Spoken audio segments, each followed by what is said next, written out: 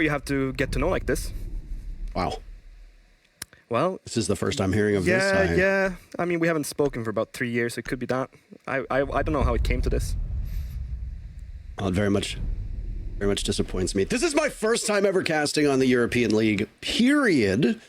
And we get to do it in spectacular fashion. I figured, why not? If Tim and Dez are going to be casting the next match, then I need my own blushing bride to be. And well, Nick isn't here, so I decided to upgrade and go with the better former G2 world champion. I mean, there's only one of the two of us that have 3 championship titles now, right? So it's clearly that I'm the better one. I mean, it makes just sense, I think. It's going to be a great matchup, though. I'm so excited for these two teams to play. I've been waiting for it. Wolves has been just in such a good form this stage. Sure, they had their hiccups against BDS, but other than that, we're looking at a team that's just performing out of this world. And I just can't wait to see if Mowgli shows up today, because if he does, it's going to be really rough for VirtusPro. It's been fun getting to watch all these different regions. Since we moved to a remote broadcast, I get to cast NA, Brazil, and now EU, which just as a sentimental moment feels like the olden days, which is quite nice. And of course, there's a bit of a soft spot that I have for both of these squads. So when I saw the matches that were being played today, and then more importantly, the ones that I would be in charge of casting, which ended up being this singular match, I was overjoyed. And yes, it's nice to see them both in good form. Obviously, the question that I always have with Wolves is, while domestically they do really well, they haven't been able to find that same success internationally. Well, of course, they have to get to the international part first, and a short flight from France to Atlanta might await them depending on the results of today's matchups. Operator bands are in. Dokkaebi and Ying banned out on attack. Valkyrie and Azami removed on defense. All of those operators, very high ban rates across all of regional Rainbow Six right now. No real surprise. And of course, some of the operators banned out, which I will let you vamp on, have a good amount of influence on this map in particular. Like Valkyrie, who's always a good chalet ban. Yeah, it's always so important with the information for the retakes. When you have the 3 staircases that you can use as rotations from the basement, just getting rid of that information is massive. You know where all the default camps are, and you're going to shoot them from either the outside or as soon as you have an angle through whatever soft wall that you entered with. So you take care of all the information immediately, but the Valkyrie kind of forces you into an IQ pick, which it seems like Wolves don't want to have. No, understandably so. Utility already being used over towards Solarium. You see both P4 and Deadshot are stacked up. When we're looking, unsurprising that a team will extend upwards to the second floor on Chalet, and right off the rip, Dan gets very good information, but kill eludes him for now. 1 minute off of the clock. You can see 3 separate silhouettes from Wolves strewn about upstairs. First pick still goes to Dan, so patience rewards him. Goodbye to P4. Now Always could get another. There's a nice shot. It's odd to see the F2 over that 417. But immediately, Wolves have lost 2. Mowgli, does he opt to go back to the site, or does he fight it out upstairs on Chimney? He has to fight it out up here, because if he doesn't, they've allowed 2 picks to go the other way, and they've also given up the entire map of space, and it's not been that much time wasted. So if they give up this area now, it's going to be a big problem for Wolves. The reason they're contesting this early and this far up and aggressive is that they just don't want to give the map up to VirtusPro. They want them to clear them out, which they did, and they did it successfully. But at the same time, if they give it up without fighting for it, VirtusPro will just pick them apart on the basement. Mowgli's made his way down to the first floor, and he should get one very easily. As Always runs right into his waiting arms. Mowgli repositioning. Bibu now on the top floor. That leaves just Shinka down in the basement. 3 remaining players from Wolves, and all 3 of them on 3 separate floors, disconnected from one another, though Bibu can very easily hop down to the first floor to help Mowgli if required. VP read into this. They're hitting the site fast and furious, but their guns not landing. Joystick down for the count. Joining Always. Shinka boxed out back of the site by Connector as Mowgli's recovered, gone back towards blue. Spam marks coming in, and now the assault will rain in from Wine. Mowgli swinging through, can't stop Shinka from dying. Pasha with 2. Now it's Bibu to try and save the round. But Pasha's phenomenal. 3 kills for him, and VirtusPro take round 1. I'm happy with both that attack and that defense, actually. I think that both teams read each other perfectly. VirtusPro did just what they wanted. They had great opening picks. They picked apart Wolves' top floor defense. Wolves then fell back and tried to retake it middle of the round, which Wolves knew exactly how much space VirtusPro was going to take. So both these teams that round read perfectly into each other, and it comes down to the gunfights being won by VirtusPro to put them in a much more... It's a stronger position, obviously, when you have the manpower advantage to basically just have to wait out the retake and also pushing side as a stack, and they did both sides phenomenal job that round. It's really nice to see when two teams are that even if one team has to win and the team has to lose, right? Yeah, I mean, I've usually will say that it doesn't matter to me which team succeeds. I'm in it for the storyline. I'm in it for a good match. The way that, you know, the top 4 have been in Europe and was highlighted on the desk several times by Ian Fresh and yourself, there really isn't a bad matchup that could be had with these final 4 teams. And I mean, I expect this to be a long matchup between Wolves and MVP. It just as a sentimental point of view, I mean, it's nice to see both of them not bounce back, because it's not like they were ever poor performing teams, but it's good to see them get their time in the sun. Yeah. You know, especially with the roster issues that VP had for a while, with that old Empire team being out of Pro League for a while, and then Wolves, you know, breaking people's hearts time and time again internationally, as was referenced early on. It looks like there was some technical issues that have been resolved now, and the last thing I'd want is the wind to be taken out of the sails of this matchup. So we will play on. If anything changes, we will let you know. Yeah, it wouldn't have been too bad if there was a rehost. There's no momentum just yet. So it's really hard to see if it's safe. It would do something differently. But as you said, it's really nice to see that these two teams get to be in the limelight. Honestly, with Wolves, I've been expecting it to come for quite a long time. I mean, VirtusPro, they have been in their prime for, well, I'd say prime, but they've been at the top for a long time before, and they seem to be working their way back. I think they've started to learn how to play the meta currently, but they've still been having some hiccups where they understand it, but they don't know how to apply it. So now they're finally getting step by step towards that goal, but it will take time for them, and I think that it will take longer time for them than a lot of other European teams, especially when we're starting to see so much importation from Brazil of players and the understanding of the gameplay. So it's going to take some time for them. And Wolves, I've just been expecting. I think that at SI, if there was any team that we should have lost to with G2, it would have been Wolves. I mean, they kicked us into the lower bracket, right? They then came up and played against us again, and it was a very tight game. Wolves, they've had their international, in my mind, first like breakouts, and now it's just for them to capitalize on that and keep building on it. I mean, Deadshot only has what? Is that a single international event under his belt, if memory serves me correctly? Yeah. So, I mean, it takes some time for you to get up to speed and feel comfortable to compete at that level. Pasha, first to die. He had a terrific first round, and a terrific stage up to this point. Won't be available for the second round. Always now next to go, as this beachhead upstairs, as we like to refer to it as, working out so perfectly for Wolves. Dan doesn't seem to know where the last position is, but as he's cleared most of the room, should win that duel, but doesn't. There wasn't much left of him after the Nitro cell went off below. 30 seconds left. Joystick has been downed. Shepard's still getting information as to the position of Bibu, but so challenging to try to get him out of this spot.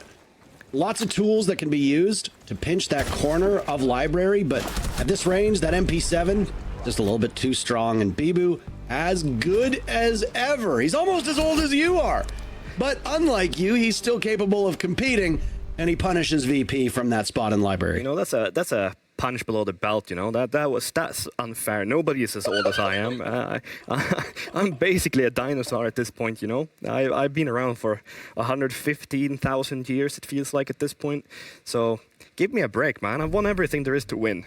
That's where he's lacking behind still, you know? So, you know, I lost my passion, he still got his. It's that simple. I'm sorry, did you win Siege GG Caster of the Year, or was that Pengu that I'm sorry, I only know the 3 times. Like, you have to come... Oh, that's right, yeah, that's right. It's like, people that only won Invitational twice, it's like, what's that even on about, you know? Like, who are you? What have you really done? When do I get to see your brand-sponsored mouse pad? Out of curiosity, just You know, I don't think that will ever happen. I've kind of stopped using social media and all that stuff, you know, so I'm not cool enough anymore. I'm just the most achieved person in the game, but I'm not cool enough to have my own mouse pad. Sorry. I'm starting to feel like you're a bit jealous here, actually, Parker. You wish you had won, but instead you became a caster.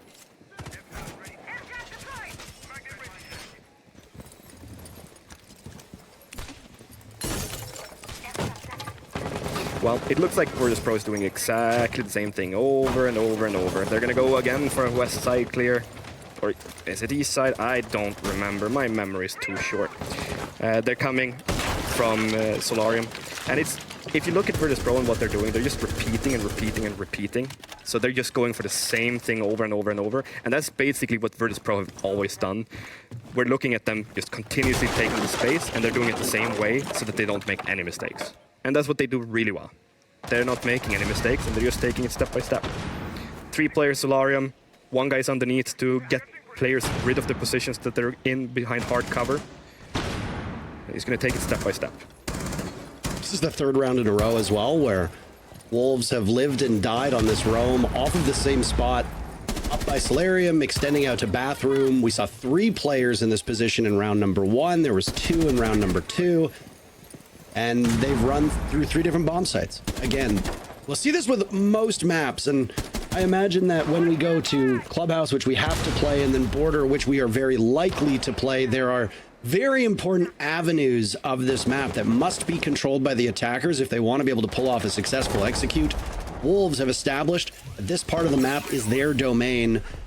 But the difference between the first round and this round is that it appears there's been a much faster fall off. And speaking of fall off, Dan falls off the roof and will now need to be retrieved by his teammates.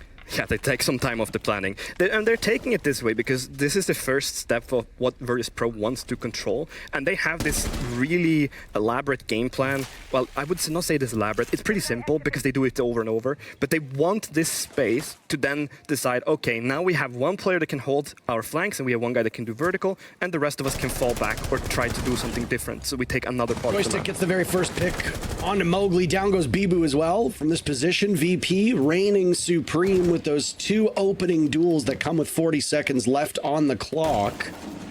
Dan's taking some damage though. Just waiting it out for the time being. Seems like Shot still by Piano. Now he's in hot pursuit. There was only a little bit left. Dan just keeps walking, wounded. Traded back as Joystick eliminates Deadshot. Now inside the site, it's P4 trying to hunker down, but he's got to watch Trophy. He's got to watch the hatch. Not too much to do. Shinka left alive.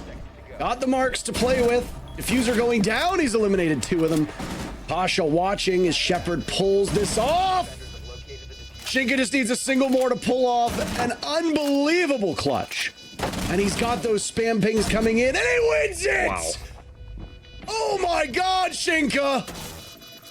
That is just phenomenal stuff. That is just incredible. And the funniest part is, if you watch the M&M game, people that aren't in chat, they will know that this is exactly what Shinka did against M&M in a 1-on-3. So now we're seeing 2 incredible clutches by Shinka. That's just... He's SMG God. How does he hit these shots, and how does he do it 2 times in 1 stage, and it's consistent? That is just mind-blowing. I mean, that was a VP round through and through. A 4-1. You should never lose that. You got 3 separate players up, but information is the name of the game. Every single one of the remaining VP players was being spam pinged over and over. And of course, just because you have the information doesn't mean you're able to capitalize on it. Here it is in slow motion for you. The battle with Shepard to me was... That one was the hardest fight of them all. It's just mind-blowing how, first of all, Shinka managed to clutch that. That's just so impressive. You saw the bulletproof camera there on the... Well, it's now the metal window that used to be the small window you could see into kitchen directly. but that information that they're getting from it, it's just massive, and they get so much from it. I mean, every single kill that comes in there comes from the information of that camera. He's just winning those duels, and he's getting all that perks from knowing exactly where your opponent is. VirtusPro, however, you should never put yourself in a situation where your opponent is allowed to peek you one by one. That's a massive mess up, and it's rough to see it happen. It's those small mistakes that you cannot do when you want to make further steps into tournaments. But then again, I also think the VirtusPro has just such strong mentals that this doesn't matter for them. They lost a 4-1, so what? They'll keep playing. I haven't been as intimately familiar with these teams because obviously I haven't been casting them and watching them, but I mean, given your strong words on the desk just today alone, I imagine you're much more familiar with them. How's the mental of Wolves looking these days, just in general? It seems to be really improved from what it used to be before. Not so maybe so much in the recovery part. That one I don't know much of, but it just seems to be like the team environment that they have right now seems to be really the right environment to grow as a group and as an individuals. Because we're looking at all these old-time players, well, I'd say old-time, they haven't been around forever, but we're looking at both, for example, P4 and Shinka stepping up massively and becoming really good players, better than what they were when they joined the team. And same with Bibo. Bibo has such a consistent career where he's always performing really well, but just falling a little bit short of the success. And now he's playing incredibly well. Like, this entire stage has been Bibo stepping up massively for his team when he needs to. Oh, Mowgli won't be around for that much longer. Finished off, or downed rather, and will now need to be finished off as Deadshot. His attention is on a drone. He gets punished as now P4 should have a relatively free kill onto Always. But P4 might have overstayed his welcome. Drops in good coordination from VP to pick him off. And Trophy allows Bibu to now rotate over and pick up Mowgli. Wolves suffering too, but the scoreline favoring them despite being at a disadvantage. And as you saw in the previous round, numbers don't mean anything to this team, especially if you've still got Shinka on the board. Yeah. Oh, I'm not sure how Amira on this bomb site would handle a 1v4. It's not really the same, because this one is not so much just straightforward angles where you can fight one side, like from the south side to the north side. It's just you can't do the same sort of fighting on this bomb site. We're looking at basically a repeat of the first round here, right? 5-on-3, and then we're gonna see if they try to retake on the second floor. So the flashes to go in, only 10 seconds left. Urgency is there on part of VP. The Warden trying to quarterback this. It's just Shinka. Can he pull it off? Does lightning strike twice? Nitro Cell goes out. Pasha has to reattempt the diffuser, but we're past the point of no return. Shinka doesn't look to his left, and yep, you called it. Not exactly the same set of circumstances. A lot harder when you've got walls torn open and a cavernous room with nothing to stop your opponents from seeing you and punishing you. VP pick up their second round. They've tied the game. And they're playing it so well, VirtusPro. The way that they're setting up for the bomb site, right? When they're taking Solarium and then they're taking Dining and Kitchen, they basically, what they're trying to do and what they're trying to achieve is that they divide the map so that, first of all, the roamers don't matter anymore. They can be anywhere in library, they can be anywhere on bar side or in games. It doesn't matter where they're at. First of all, they'll have drones to see the first contacts so that whenever one of the guys tries to flank, he'll be spotted by a drone. And then when they're going for the bomb site, what they're doing there is basically cutting the bomb site in half, right? The breach that goes on towards laundry, that one opens up so that they cannot rotate through connector. And then they're trying to breach in boiler to get down the plant by, well, middle of the room behind the wine shelf. So they're playing it perfectly, VirtusPro, and it's so entertaining to watch two teams that have such full understanding of how to play the game go up against each other. It's like the first time now we're getting to see in EUL for a long time. We've seen teams make a lot of mistakes, but so far the teams we've looked at today, there haven't been much mistakes. This is just honest and pure. You lose strategically or you lose the area so that you cannot take the gunfights correctly, but you're not losing because of massive mistakes right now. And what can I you always do feel like against a child whenever I see those early picks. Yeah, it's so cheeky, you know. You get this big advantage already, and it puts the the stick in the wheel for a team like VirtusPro even more because of how reliant they are of a group, you know, and how they want to play together. Them losing a player this early, now they are missing one key component of the entire machine that they want to put together. They might be missing a guy, well, as you saw here, Mowgli is looking towards the main window on Master Bedroom, and it's not even open. These small things that VirtusPro might be missing out on can completely change the round around, especially for how VirtusPro wants to play. Nice shot by Pasha on the P4. Mowgli still above inside a bedroom. He's got some of that wall removed. He's got a window gone as well, as now he drops. Droned out, and holding that portion of the map for a minute and 10 seconds, I suppose, is good enough for Wolves, as they now will go back closer to the bomb site. But now 3 players will retake from the top. You know, Parpar, I laugh a little bit there because I say, oh, there's no mistakes between these two teams, and then P4 in the manpower advantage decides to just randomly peek the window. Perfect timing, isn't it? You've lost P4, you've lost the Solus. You look at the drone count, there's only 3 drones remaining for VP, so they will be semi-starved for information. When all was died, they lost the 3 flashes as well. Quite a bit of diversity when it comes to that secondary gadgetry for VP. Grenades, smokes on a smoke execute on a barn gaming bomb site. Very possible. Dan needs to get to that point first. Down goes Deadshot. He'll hop right back on the drone, but semi-exposed by the main door. Ibu expecting a flank, prepping these dread mines. Mowgli spotted from above, so now they know that there's only 1 remaining on the bomb site. Now they've taken out Bibu. Dan, a monstrous performance with 3 kills in a row. Might not even need those smokes to accomplish this. Shepard yet to find a kill, but doing good work for utility. Trying to get the diffuser down, but Joystick ends the round before it can get to that point. 3 rounds in the first half so far for VP. 1 more round to go. And they're continuously playing so well. Just as I said it before, you can see how structured VirtusPro is. You saw when Mowgli tried to flank in that 3-on-4, Joystick is holding his flank all the way over to Solarium when his teammate is executing on site. And why does he do that? Because they have the information that he is about to flank. So they're not leaving any gaps. They're not allowing Wolves to really do anything. And if we look at this realistically, VirtusPro should be 4-1 up at this point. So we're looking at the VirtusPro masterclass at the moment. They're really teaching us how to play Siege.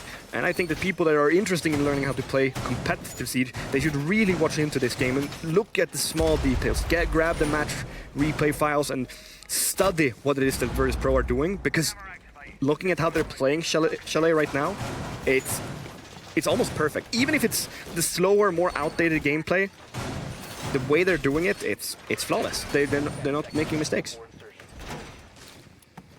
I also, just not taking away from your point, I just wanted to say, at the start of the second round, there were some small technical difficulties that prevented me from hearing your roast, and I don't know what happened, but I'm seeing some chatter about it. Oh, well. I don't know what you said in that second round. I don't know if it was aimed at me or if it was aimed at Pengu. I don't know if it was aimed at my mother. I have no idea. Well, I always aim for your mother, don't I? No, I don't remember, Parker. I have no idea what I said. Probably burned everyone. Why not? I mean, you know how I work. The more fun I can make of people, the better I feel about myself, because I'm a sad person, you know? That's true.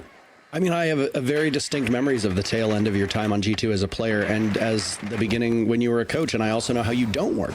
So... Oh, you mean by making everybody else work for me so I don't have to do the job? That's correct. Oh. It's very easy when you've got Kanto Ricchetti in his prime to carry you towards a world championship. Well, I won one without him. Who carried me that time? Jonas. Yeah, I can buy that.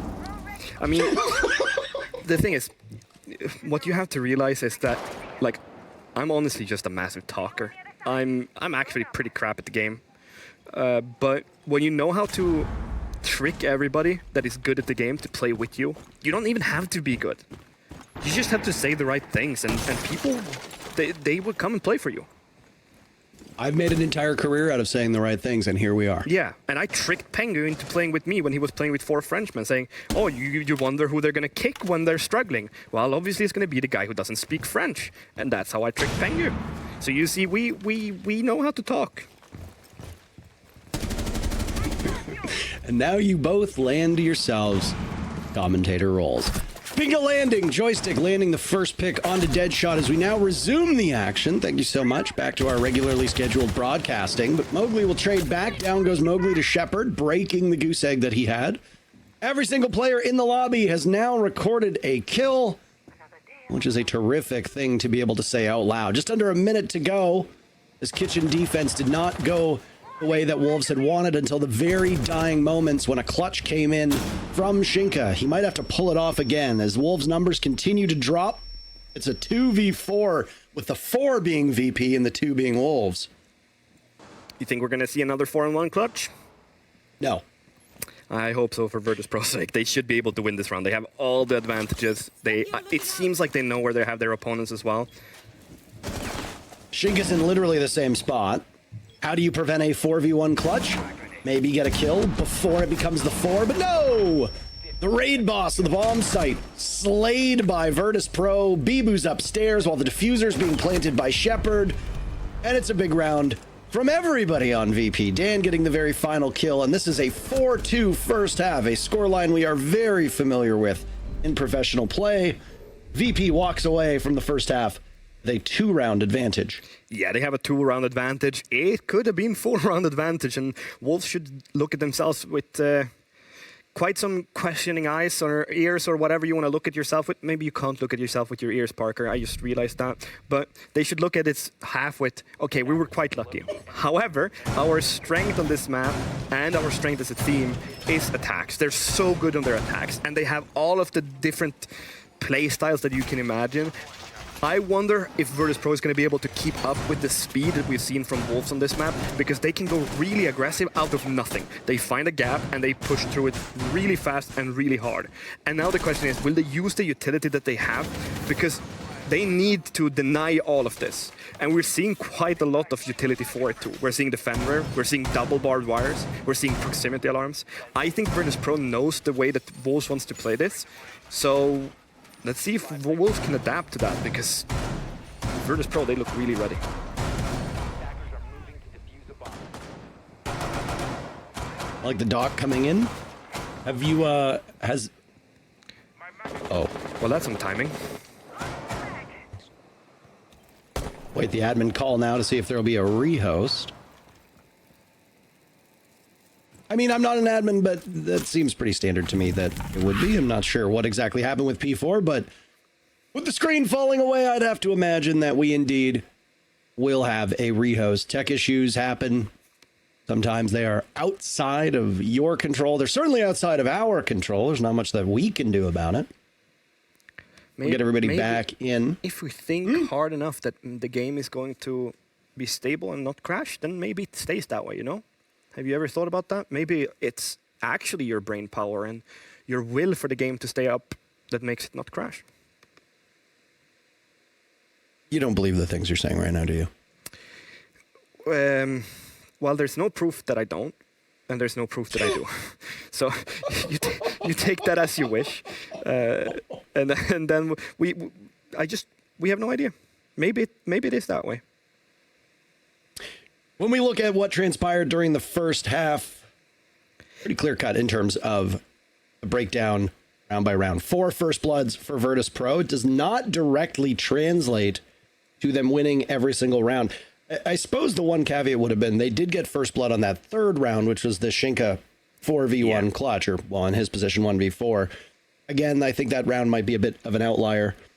I will have to go back to that very final round to see how close the plant came down, because by my count, I have 3 diffusers planted by VirtusPro. But again, that last round, it was either the diffuser had just been planted or it was about to be planted. Either way, it's negligible. Yeah. As for bomb site rotation, Wolves favored the same 3 sites, and they did it in the exact same row: garage, bar, kitchen.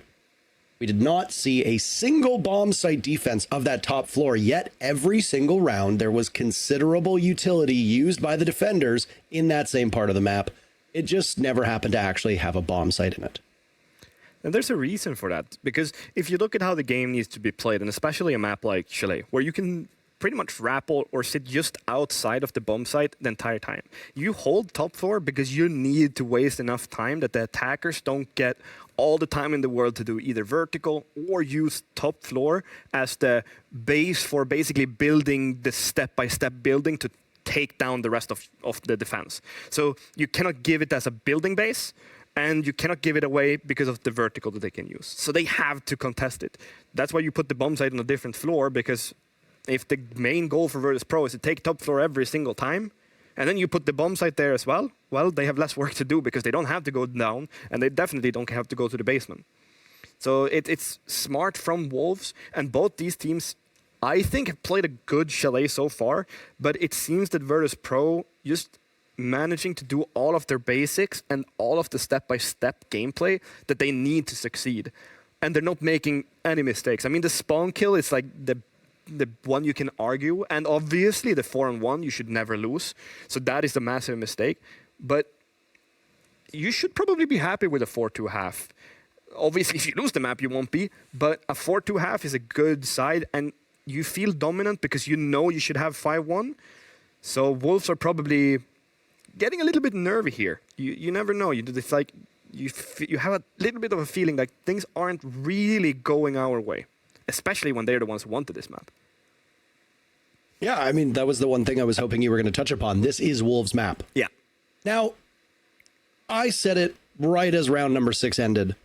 Across all regions that I've watched, across all regions that we've casted, a 4-2 half seems to jump into my mind. And again, this is not based on any data because I don't have the ability to pull up every single first half, second half that's ever been played with these teams. But just from the eye test, aka I see it with my eyes, a 4-2 first half is about as common as they come. Now, we are at the moment, at least in North America and Brazil, and again, I'd have to pull all the numbers for Europe, we are in a very defender-sided region in NA, and the same goes with Brazil. I imagine EU is not that different, but this does historically, as a map, lean towards the attackers. 4-2 first half on your opponent's map on attack could be a particularly worrying sign if I'm Wolves. As you pointed out, they might be getting a little bit nervous, and I think the first or second round of this second half is really going to tell us the full story. If Wolves come out hot, they're coordinated, they breeze through VP on this very first round, and I think we can lean back and say, all right, we're looking at a map that is very friendly to the attackers. Wolves will be able to pick up some pace and close that gap. If VP knock them off their stride and Wolves look completely discombobulated, I expect an early timeout to settle down this team, and then that's when we can say, okay, Wolves might be in a bit more trouble than we thought. Yeah, and we saw how effective the timeout was for Wolves against BDS. They were 0-3 down. They had gotten, 4 or 5 kills on the board in total. So we know how good of an impact the staff got for Wolves, that they can manage to reset them completely. The take we're looking to see here from Wolves is pretty much a direct take on Library. That's why we see the Capital. They want to clear out the little corner in Library, just so that the player can't be there. Joystick obviously is playing the Vamai, and he's going to try to deny that from happening. Oh, one of your best tools to gain more information onto the site. Yana, gone. That's your only set of nades as well. You talked about the difference that comes from these secondary gadgets on defense, the proximity alarms, the deployable shields. You ran through the whole list. Same could very easily be said on attack, as all 5 attacking operators brought completely different secondary gadgets. Now, a lack of explosives is something that teams battle with just an operator lineup. Wolves brought explosives in the form of Ash. Additionally, the grenades for Yana. No more grenades remaining. But they're very quick. Look at this. P4's in the middle of the bomb site. Already. We're halfway through the round. He loses the engagement. But there's follow-up. Brava can't get it done. But family, man. It works. It's Capital with the pick, who's still in the site, and will now use those smoke arrows to cut off any visibility. He's got Diffuser, so at any point, Shinka could attempt to get this plant down. It's a bit of a reversal, though, Fabian. Wolves right now have the site. VirtusPro have the floor above. And this is exactly what I meant with Wolves' explosiveness in their attacks, right? They can just all of a sudden... No, they have bomb site. How do you take bomb site when VirtusPro still has everything around it? They found the gap, they used it, and here we are. It's a situation to be played out, all right? yeah, you've got Shinka now essentially stuck on an island. Deadshot has no E1Ds remaining. He's outside of the building, trying to cut off that cross. Now Shinka will go for the plant and sees him just wandering up. I mean, I guess at that point, desperate times call for desperate measures. There's no coverage from the two remaining players of Wolves. Ibu vaults in big window, and Deadshot dies to Dan, who got the first kill and will also get the last. This is what I said now. We set the expectations. This is a bit of a troubling sign because that round, obviously, derailed by the early first pick. I appreciate that Wolves tried to get themselves out of that, but when you've got your diffuser stranded inside the site and the other two players miles away, unable to help at all with the execute, there really isn't that much that Wolves could have done. No, they couldn't have done much different. I mean, VirtusPro, they knew that they had the site, so they knew that they have to just support each other and not make mistakes so that Wolves will get free picks. And what the Wolves players were doing that were alive, which was Bibo and Deadshot, they were just kind of sitting and waiting, trying to cover angles to activate so that we could have a plant on site. It didn't work out this time. Dan sneaks in and finds it, the frag, so we stop the plant. But they tried to figure out a way to get the diffuser down so that they just have to be the sitting passive outside. Didn't work, and at that point, round's pretty much over. Sometimes analysis work is quite simplistic, but it is entirely accurate. Well, that's what I'm paid to do, Parker, you know? I'm paid to talk about how people play video games. It's pretty cool. Paid. Yeah, you should try it paid sometime. great vast sums so that dozens and dozens of people can watch our broadcasts. Yeah. My favorite viewer is probably your mother now. I thought you guys broke up. Yeah, my choice, not hers.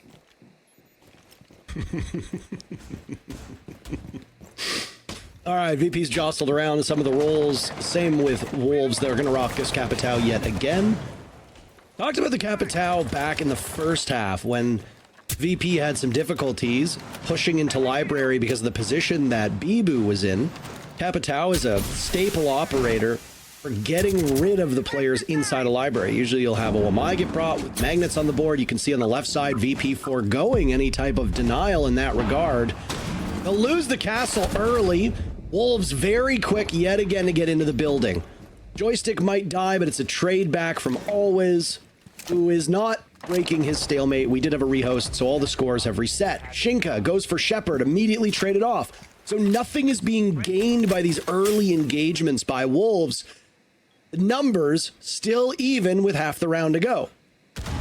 What they are getting, though, is the space, and that's what they're fighting for. They want this space, and they have to fight for it. They're going at a lot faster pace than VirtusPro were in their attacks, which now gives them more time to figure out how to pick apart the defense underneath.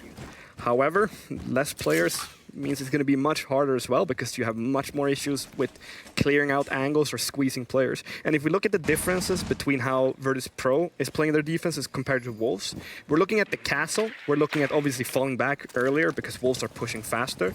But it looks more organized in terms of their falling back as a group rather than how Wolves were continuously fighting for everything. Well, now you can reset with 1 minute remaining.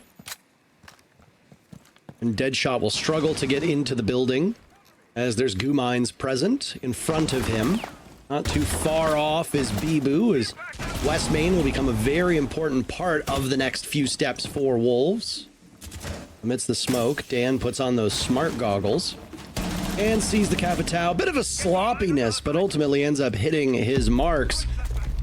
One more E1D remains in the back pocket of P4 as he tries to settle things down, maybe get some information onto VP, but they're being exceptionally patient. Bibu in kitchen, in the site with diffuser, but he finds a goo mine on the way.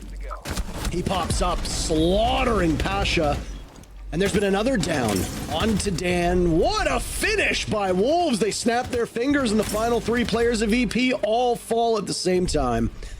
They keep themselves from moving against match point, but the advantage still for VP. Yeah, and it's just the power of Wolves. They have they're just so good as a team, and they're showing it there in the end. This is what we need to see more of now, so we can see a continuous path of them recovering these rounds to come back into a more even footing. The attackers are favored in Europe on this map. That's just how it is. And I think the Wolves really have it in them to come back. But it's still up to them to show that, right? It's such a strong team, though, so I'm expecting them to come give us some more good rounds. I think when you look at these two teams just in terms of pedigree and this stage, you can't be looking at a sizable advantage and saying, okay, well, this thing's over. You know, we set the stage 2 rounds ago when we said, here are some of the signs that can lead us to a decision, but ultimately, I mean, you can have a huge advantage in a round and still not end up winning it. Let's go back to round number 3. I mean, that round wasn't played on paper. A 4v1 with VP having the diffuser in possession, site control with the exception of dining. That should have been a very easy win for VP. It wasn't. All right. So just because VirtusPro wins 4 rounds on attack and then wins their very first defense does not mean this game is even close to over. And at any point in time when you get 2 evenly balanced teams, whether it be domestic or international, the game can turn on a dime. Now, we said all of this, but Mowgli dies early again, picked off within the first 30 seconds of the round, killed through the game's window. An advantage for VP that they'll be able to sit on. There are backup nades for Wolves this time. They're in the hands of Deadshot, so there's still some explosive potential in that regard, but obviously you don't want to be losing the Yana early at all. You don't want to lose anybody that's this early. It's kind of funny, Parker, that every time you and I mention something, the exact thing we're talking about, the complete opposite just happens immediately when we do, right? It's right. Twice now. So, yeah, as you said, the teams are so evenly matched that you cannot really see anything on the scoreline until the game is already over. This could have been a 4-4, and we would have seen, oh, it's such a tight game. And it should have been a 4-4. Or, sorry, a 6-2, and it's not. Deadshot actually just aiming over the heads of VP as VirtusPro pick up yet another pick. I suppose I could have been more elegant with my wording there, but the story of my career, isn't it? P4 is gone, so Lion's paralysis will only have been for a short time. Diffuser as well, dropped by the main door as VP sits pretty. Newest operator, Ram, on the board. Those boogies can do an immense amount of destruction, and they have a huge impact on this round, because when you're looking at taking that bottom floor bomb site, you've got all of lobby that can be opened up. The drone doesn't actually accomplish all that much, as VP's been able to counter it. So that's 2 thrown out by Bibu on the main floor that did not find any success. The 3rd used elsewhere. Bibu not able to do any more destructive work. Yeah, the destructive work now is not going to give them much. They just need to get onto side here and win their first duels and play like a team, which we're going to see a kill go the other way.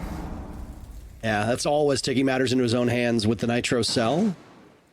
Shinka standing at the breach, staring into blue, joystick punishing Bibu. We haven't seen one yet. Will it pop up? No flawless round. Shinka taking down Dan, flashes go in, Shepard there. Shinka has to look up and down and left and right, and there is just no suitable answer. Nice pick by VP. They moved to map point. Yeah, and they're playing really good. I said it was going to be a 4-4. What I meant was it could have been a 6-2. These teams are just so good, and VirtusPro is taking this a step further. They seem to understand what's going on for Wolves and what it is that Wolves want to achieve. Then they're shutting it down really early. These entry picks that they're getting as well for VirtusPro, it seems too easy, you know? They get the advantage too early, too easy, for very little counter to it or comeback to it. Maybe it's time for Mowgli to step up now. He's having a little bit rougher of a game this time too.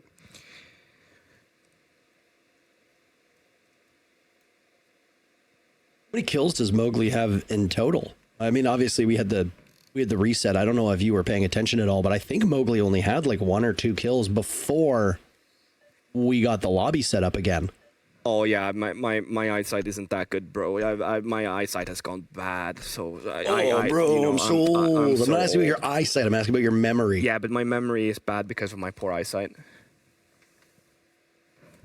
All right. But my guess is going to be that it was 4 kills, Parker. Yeah, from my recollection before we had the rehost come in, both Mowgli and Deadshot were quite low in terms of kills, but again, it's hard to go back, 20 minutes and have a photographic memory of everybody's tallies. You know what? The two players that just jump out to me, of course, in terms of influence have been Shinka and Bibu. Shinka great as anchor play and support play, and winning that one round was obviously tremendous for his stats. You pick up 4 kills in a single round, you're going to be in pretty good shape for the remainder of the game, even if you get a couple more. But Bibu had immensely important mid-round plays, and on defense, he was very good at being able to waste time. Played around the rest of his teammates. He, as far as I can recall, he was never the first casualty for Wolves, even though he does play some of those more forward-facing roles. He's not playing on a sheltered role like you'll see from, Shinka. But what we can see, we're getting confirmation now, by the way, that there were 4 kills from Mowgli before the rehost, which means 5 in total. Yes, you were correct. Yeah. I mean, you also have the benefit of being in the studio, standing next to Fresh, who could have been feeding you this information, and then you just would never give him any credit. Never do anything like that for me. He would literally never do anything like that. He hates me, but he won't tell you that publicly. He's said to me so many times, "You are making my life so much worse. Having to work with you is a headache." He tells me that every day. Every single day. Well, good news. You have ibuprofen if you get a headache. Just give him some. Yeah, I have done that before, but he needs to start buying his own, I think. You are so generous. Now, timeout taken by Wolves. 1 minute off of the clock, still in discovery phase. 1 attacking round through 3 so far. We spoke about Mowgli. It happened again. We talked about Mowgli. We talked about his impact on this matchup. He gets the opening pick. Pasha is gone. The Doc is gone. Inarguably, VP's best player is gone. Now Mowgli is gone. A lot of things gone by the wayside. The Shepherd was playing that hatch joystick from above, has not been shaken off of this spot. Always there to do the rest of the work. With half of the round to go and their map on the line, Wolves have been reduced to a single player. Yeah, Shinka needs to clutch a 1v4, or that's curtains on Chalet. We've seen it before. Might happen again. That's so unlucky for Wolves with their take there, because they're getting the opening kill. They're doing everything perfect to begin with for the round. They have the smoke from Capital through the drone hole to mask the jump into the library big window. And then everything just falls apart, because I don't know if the smoke had popped when Mowgli jumped in or if it was a smoke bang. But either or, that is just so unlucky. But at the same time, really well played by Shepherd to just stop that push in its infants. The thing that I saw with the smoke was that the smoke came out just a second after the pick. Yeah, that's what I saw as well. So just a poor timing, but I mean, it's hard to coordinate down to the nanosecond when you have your entire life in the hands of your teammates. Well, a small misstep can just get you killed very quickly, and we saw that. And these small mistakes as well, they can really put the thorn in mentals of the person that dies, because they put, as you said, their entire lives in the hand of their teammate, and then their teammate fails them. That can really mess with your mentals. That was an anticlimactic end to what was a spirited match between these teams, but old habits, I suppose, die hard. Wolves putting together an excellent stage, but they crumble on the first map, which was their map. 3 rounds on your own pick of Chalet. You've got to do better than that. Clubhouse, next up. Any last thoughts about Chalet? Wrap it up with a bow for us. I think that VirtusPro played that almost as perfectly as one can. They made so few mistakes. They were patient.